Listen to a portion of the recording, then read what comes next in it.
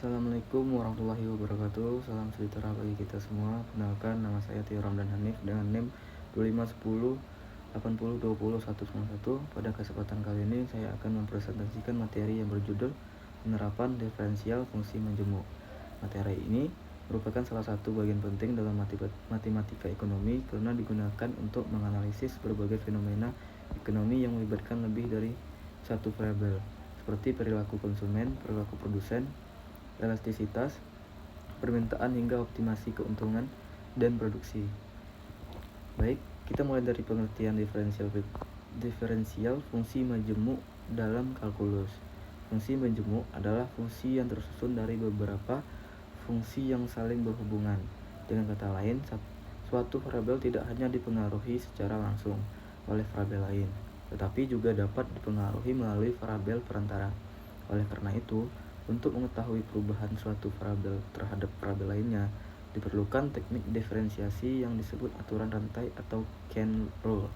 Konsep ini sangat penting dalam ekonomi karena sebagian besar model ekonomi melibatkan hubungan yang kompleks antara banyak variabel. Selanjutnya, kita masuk pada konsep turunan parsial. Turunan parsial digunakan ketika suatu fungsi memiliki lebih dari satu variabel bebas, berbeda dengan turunan biasa yang hanya melibatkan satu variabel. Turunan parsial menghitung perubahan fungsi terhadap satu variabel dengan menganggap variabel lainnya tetap.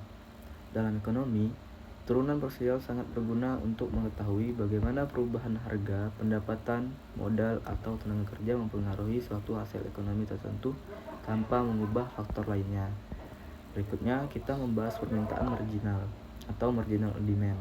Permintaan marginal menunjukkan perubahan jumlah barang yang diminta akibat perubahan kecil pada salah satu faktor yang mempengaruhinya.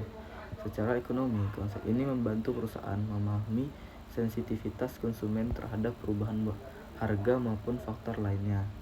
Jika hasil turunan parsial bernilai negatif terhadap harga, maka hal tersebut menunjukkan bahwa kenaikan harga akan menyebabkan jumlah permintaan menurun. Fenomena ini sesuai dengan hukum permintaan yang menjadi dasar teori ekonomi mikro. Oke, selanjutnya kita membahas elastisitas permintaan parsial. Elastisitas merupakan ukuran tingkat kepekaan permintaan terhadap perubahan faktor tertentu. Elastisitas harga permintaan menunjukkan seberapa besar perubahan jumlah barang yang diminta akibat perubahan harga barang itu sendiri. Jika nilai elastisitas lebih besar dari 1, maka permintaan bersifat elastis. Jika lebih kecil dari 1, permintaan bersifat inelastis. Sedangkan jika sama dengan 1, disebut elastisitas uniter. Selain itu, terdapat elastisitas silang permintaan yang mengukur pengaruh perubahan harga suatu barang terhadap jumlah permintaan barang lain. Jika nilai elastisitas silang positif, kedua barang tersebut merupakan barang substitusi atau saling menggantikan. Sebaliknya, jika nilai elastisitas silang negatif, kedua barang tersebut merupakan barang komplementer atau saling melengkapi. Apabila nilai elastisitas silang sama dengan 0, maka kedua barang tidak memiliki hubungan yang signifikan dalam konsumsi. Selanjutnya kita akan membahas biaya produksi gabungan atau joint production cost. Dalam praktik produksi, seringkali satu proses produksi menghasilkan lebih dari satu produk secara bersamaan. Analisis biaya produksi gabungan bertujuan menentukan kombinasi output yang memberikan keuntungan maksimum bagi perusahaan. Untuk mencapai tujuan tersebut digunakan diferensiasi parsial terhadap fungsi keuntungan yang diperoleh dari selisih antara penerimaan total dan biaya total. Dengan menentukan titik di mana turunan parsial sama dengan 0, perusahaan dapat mengetahui jumlah produksi optimal masing-masing produk. Pada contoh soal yang terdapat pada slide, langkah pertama adalah membentuk fungsi keuntungan berdasarkan fungsi penerimaan dan fungsi biaya yang diberikan. Setelah fungsi keuntungan diperoleh, dilakukan diferensiasi parsial terhadap variabel QA dan QB. Hasil diferensiasi tersebut kemudian disamakan dengan 0 untuk memperoleh kondisi maksimum dari sistem persamaan yang terbentuk. Diperoleh nilai QA dan QB yang optimal. Nilai inilah yang menunjukkan kombinasi produksi terbaik untuk menghasilkan keuntungan maksimum perusahaan. Selanjutnya, kita masuk pada pembahasan utilitas marginal parsial. Utilitas merupakan tingkat kepuasan yang diperoleh konsumen dari mengonsumsi barang atau jasa. Utilitas marginal parsial menunjukkan tambahan kepuasan akibat penambahan satu unit konsumsi suatu barang dengan asumsi konsumsi barang lain tetap. Dalam teori perilaku konsumen, konsep ini menjelaskan bagaimana konsumen mengalokasikan pendapatannya agar memperoleh kepuasan maksimum. Kemudian, kita membahas keseimbangan konsumsi. Keseimbangan konsumsi terjadi ketika konsumen memperoleh tingkat kepuasan maksimum dengan keterbatasan pendapatan yang dimilikinya. Secara grafis, kondisi ini ditunjukkan oleh titik singgung antara kurva indiferensi dan garis anggaran.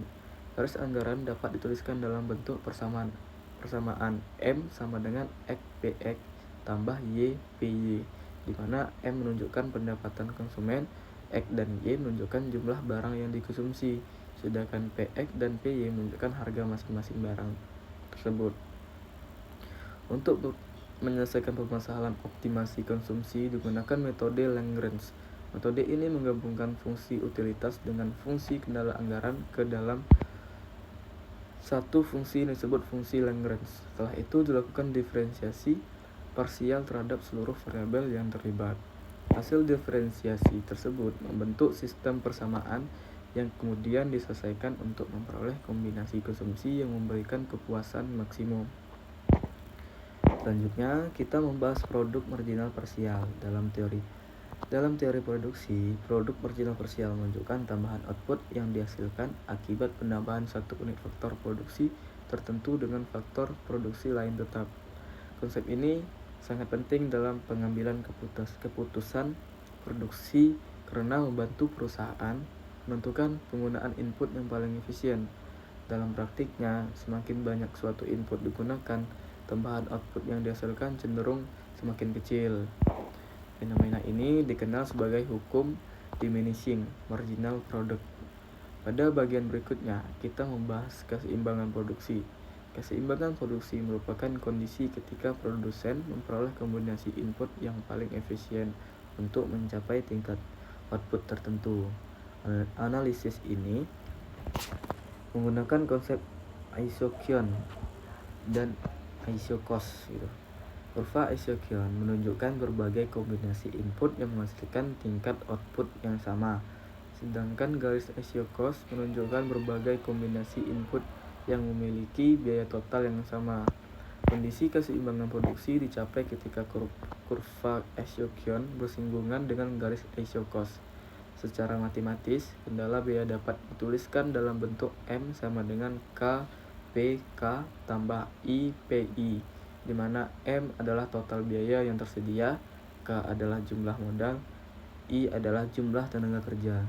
Sedangkan PK dan PI masing-masing menunjukkan harga modal dan harga tenaga kerja. Untuk menentukan kombinasi input yang optimal digunakan metode Lagrange. Langkah pertama adalah menyusun fungsi produksi yang menggambarkan hubungan antara modal dan tenaga kerja terhadap output. Langkah kedua adalah menyusun fungsi kendala biaya. Kedua fungsi tersebut kemudian digabungkan ke dalam fungsi Lagrange. Setelah dilakukan diferensi parsial dan diperoleh sistem bersamaan, nilai modal dan tenaga kerja yang optimal dapat dihitung. Nilai tersebut kemudian disubstitusikan kembali ke fungsi produksi untuk memperoleh jumlah output maksimum yang dapat dicapai. Jadi gitu guys. Sebagai penutup, dapat disimpulkan bahwa diferensial fungsi menjemuk merupakan alat analisis yang sangat penting dalam ekonomi. Melalui konsep turunan parsial, elastisitas, utilitas marginal, produk marginal, serta metode Lagrange, para ekonom dapat menganalisis berbagai permasalahan optimasi secara sistematis. Konsep ini membantu konsumen dalam memaksimalkan kepuasan, membantu produsen dalam memaksimalkan keuntungan dan produksi, serta membantu pengambil keputusan dalam merumuskan strategi bisnis yang lebih efektif dan efisien. Oleh karena itu, pemahaman terhadap diferensial fungsi menjemuk menjadi fondasi yang sangat penting dalam mempelajari ekonomi modern. Oke guys, jadi gitu saja. Terima kasih atas perhatian yang diberikan. Wassalamualaikum warahmatullahi wabarakatuh.